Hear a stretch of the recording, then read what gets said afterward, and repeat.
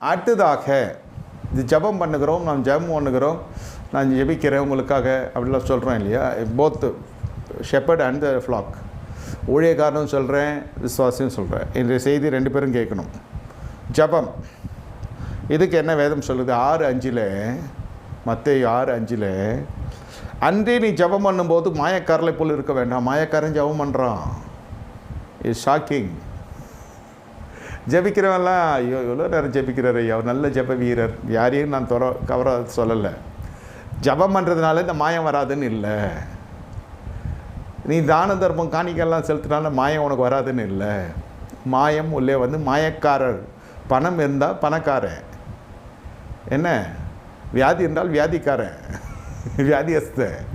மாயம் இருந்தால் மாயக்காரன். ஆனால் அந்த மாயம் எப்படி வருகிறது? அது மாய வித்தை வேறு. இவன் கொடுக்குறான், இவன் ஜெபிக்கிறான், இதுக்கே இவ்வளோ கெட்ட பேர். அது எல்லாமே ஒரு மாதிரி பாவலா பண்ணுறது. அது வேறு, அது டாபிக் வேறு, அதில் நம்ம போவானே. இன்னைக்கு மாய வித்தை வேறு.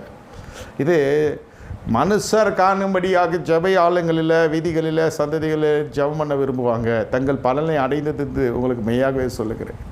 நீயோ ஜெபம் பண்ணுகிற பொழுது அரை வீட்டுக்குள்ளே கதவை பூட்டி அந்தரத்தில் பிதாவை காணும்படி ஜெபம் பண்ணு, அப்போது பிதா உனக்கு வெளியரங்கமாக ஜெபம் பண்ணுவார். அந்நியானிகளைப் போல வீண் வார்த்தைகள் மத்தேயு 5:6-7 இப்படி சொல்லப்படுகிறது. இதெல்லாம் நீ கேட்டு அதை தான் சொல்கிறது. எவ்வளோ தேவைகளை கேட்டுக்கொண்டிருக்கிறீங்க. நீங்கள் வேண்டிக் கொள்வதற்கு முன்பே என்னது தேவை என்று கர்த்தர் அறிந்திருக்கிறார். நீங்கள் ரொம்ப அதிகமாக ஜெபம் பண்ணால கர்த்தர் கேட்பார் நினைக்காதீங்க.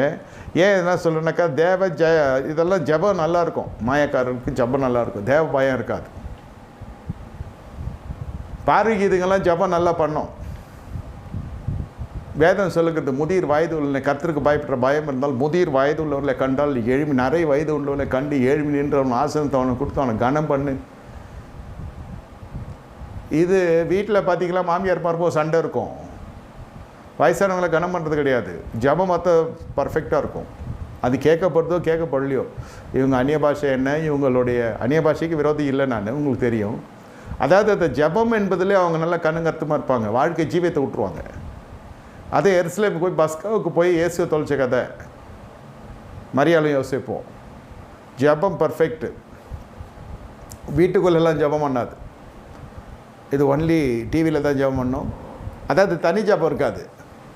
அதுக்கு சொல்கிறேன், மாயக்காரர்கள்லாம் எக்ஸ்டர்னல் எக்ஸ்போஷர்ஸ் அதிகமாக இருக்கும்.